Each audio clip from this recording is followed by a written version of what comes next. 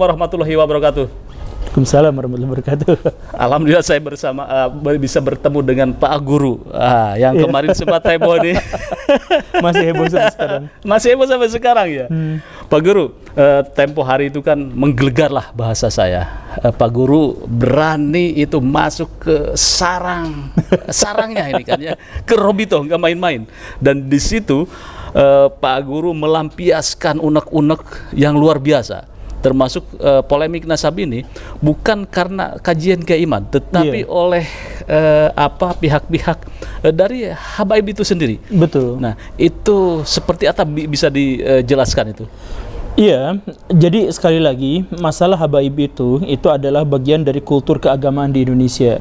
Dan karena bagian dari kultur keagamaan di Indonesia, maka studi-studi akademik biasanya dibatasi atau bahkan tidak ada sama sekali.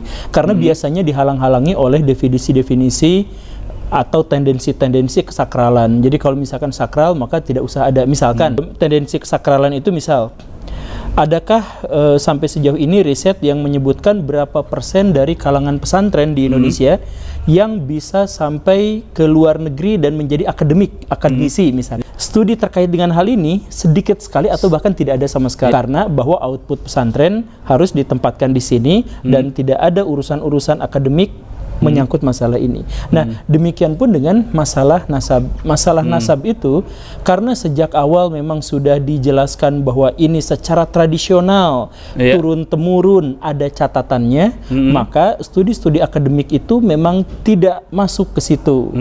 Nah, yang terjadi itu sebenarnya apa? Yang terjadi itu pasca tahun 2000 ketika Orde Baru lengser, itu ada di antara segolongan habaib atau orang yang menganggap bahwa dirinya keturunan Nabi itu muncul ke permukaan, ke permukaan untuk berpengaruh di dunia politik, masuk ke dunia yang pesantren dan lain sebagainya. Itu masuk lebih dalam lagi, melakukan penetrasi. Nah, ini sebenarnya memunculkan juga ketidaksukaan dari sekelompok dalam tanda kutip orang-orang yang memiliki otoritas keagamaan tanpa label habaib. Ini sebenarnya terjadi gesekan dari lama itu, gesekannya itu cukup keras.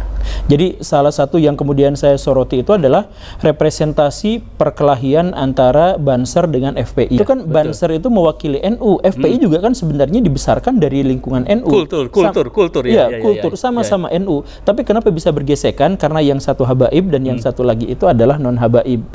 Dan ini tuh besar di kalangan bawah, di kalangan pesantren-pesantren ini perseteruannya cukup besar. Cukup ini ya, kental ya. Cukup kental. Bahkan misalkan di NU itu sempat ada dari kelompok habaib dengan di puncak strata tertinggi NU itu sempat ada friksi. Nah, ini tidak disorot oleh banyak pihak.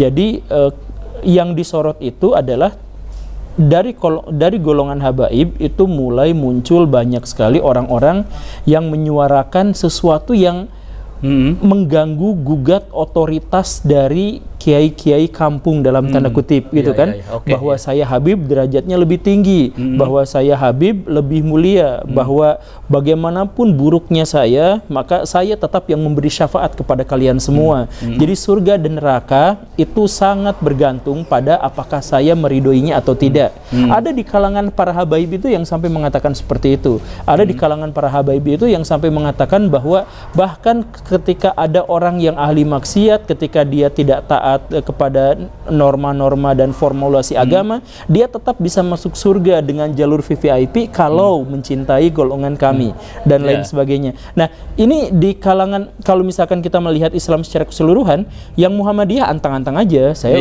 bodoh amat, gak peduli sama yang kayak gitu. Saya kalaupun percaya pada habaib, saya tidak percaya pada keunggulan mereka secara signifikan dibandingkan dengan manusia yang lain. Begitupun dengan Al-Irsyad Persis, orang-orang yang kita sebut sebagai Wahabi dan sebagainya. Tidak mereka percaya, mereka Habib. Mereka tidak terlalu peduli dengan itu, karena fokus kami adalah kami akan memuliakan orang yang memang mulia dengan karakteristik atau standar syariah yang mereka pahami. Akhlaknya baik, penegakan hukum yang baik, komitmen terhadap ajaran agama Islam, itu saja yang mereka ukur. Nah, ini habaib bawa standar atau karakteristik baru atau kriteria baru bahwa mulia itu kalau keturunan Nabi.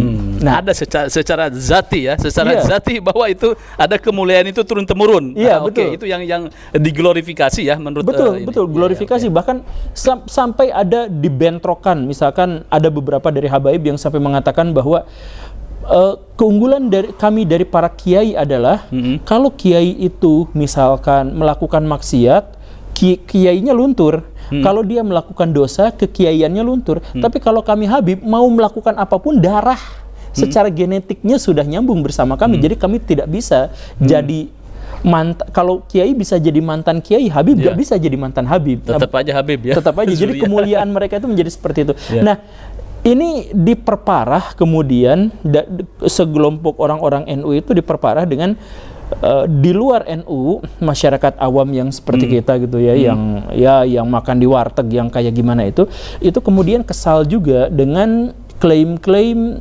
otoritas dari habaib itu.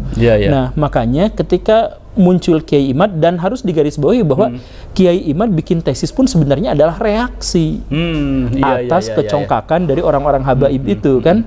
Reaksi sosial dari analisa-analisa sosial dan fakta-fakta lapangan itu. Betul. Jadi itu sebenarnya Kiai Imad itu reaksi. Seandainya nih kalangan habaib itu tidak menuntut privilege, tidak menuntut bahwa mereka itu harus dimuliakan sedemikian rupa, maka Kiai Imad saya yakin tidak akan menulis tesisnya itu. Saya setuju ya, Kiai Imad masih jadi muhibin ya. Iya, mungkin aja masih jadi muhibin.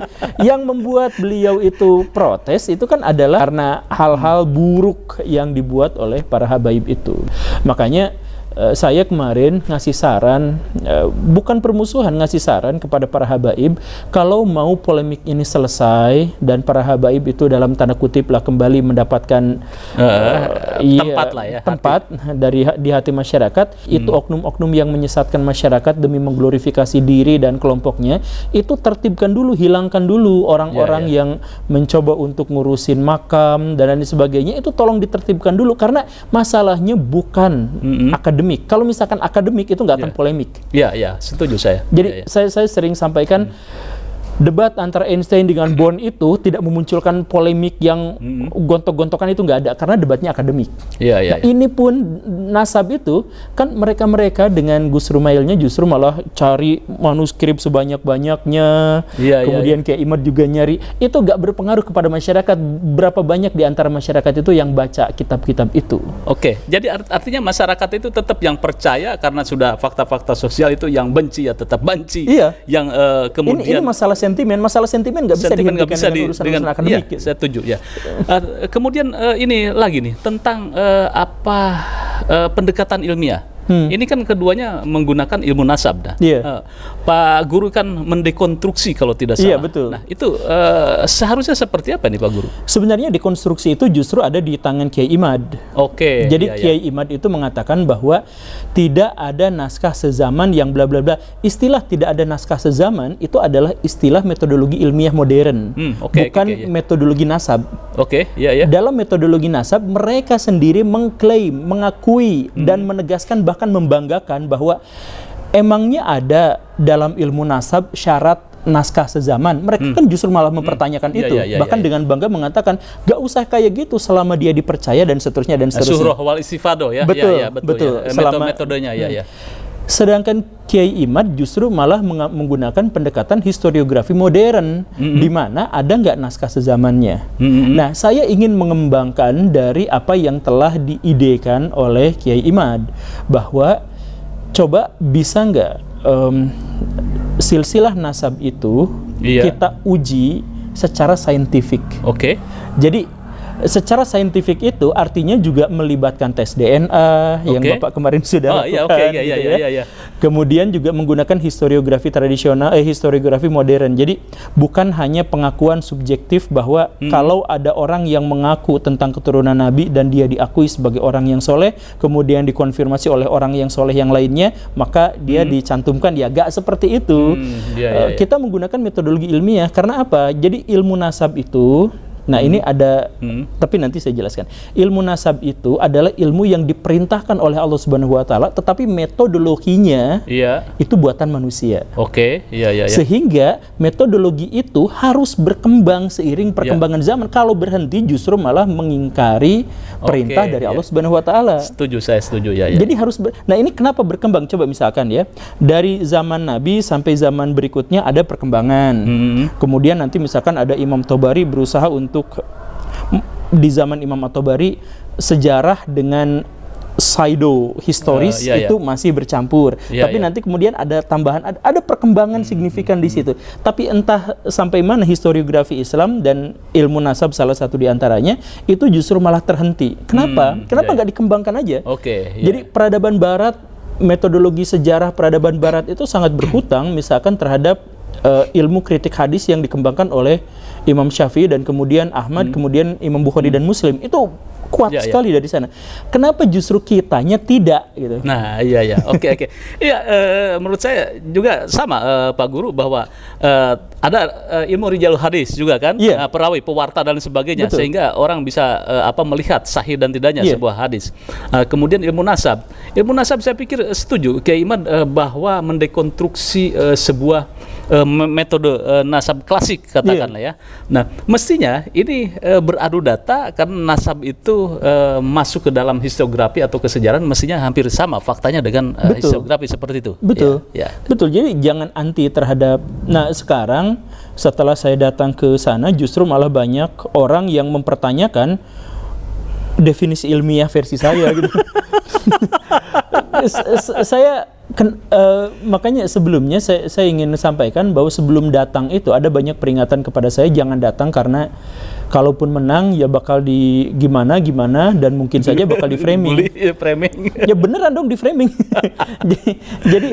jadi bukan adu ide tapi fokusnya adalah guru gembul itu pesantrennya di mana, dia itu sebenarnya siapa, apakah dia termasuk golongan liberal atau bukan. Kok jadi masuk ke ranah yang seperti itu. Jadi tiba-tiba ad hominem kayak gini gitu, gimana kita mau berdiskusi dengan sehat kalau tiba-tiba ujungnya adalah seperti itu. Dan luar biasanya sekarang ada beberapa konten kreator yang mengaku dirinya sebagai dosen, mengaku dirinya sebagai profesor, melakukan definisi tentang ilmiah. Iya.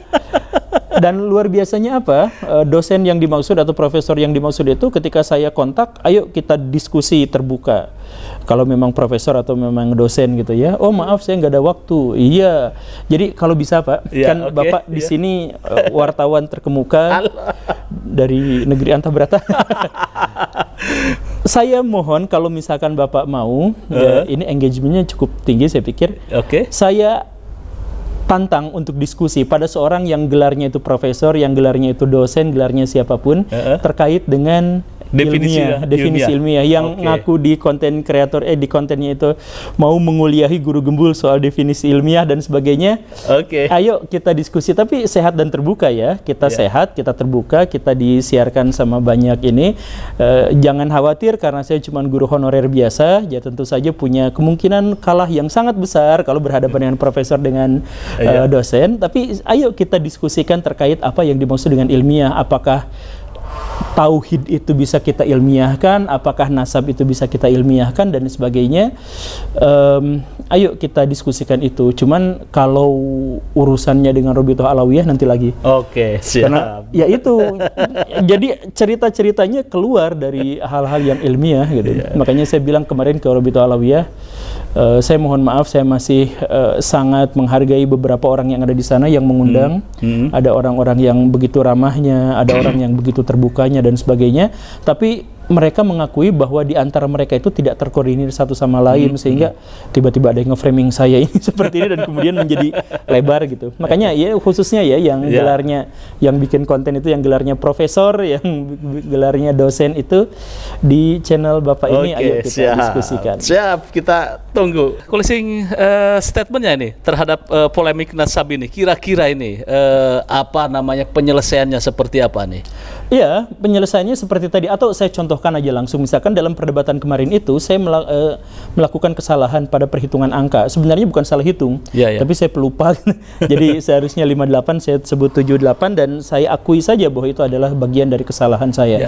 Tapi bukan kesalahan berpikir, karena saya di situ justru telah membuktikan, dan saya bisa saja mendeklarasikan, saya membuktikan bahwa pernyataan saya bahwa ilmu nasab itu tidak sesuai dengan kriteria akademik, itu terbukti karena diakui sendiri oleh mereka.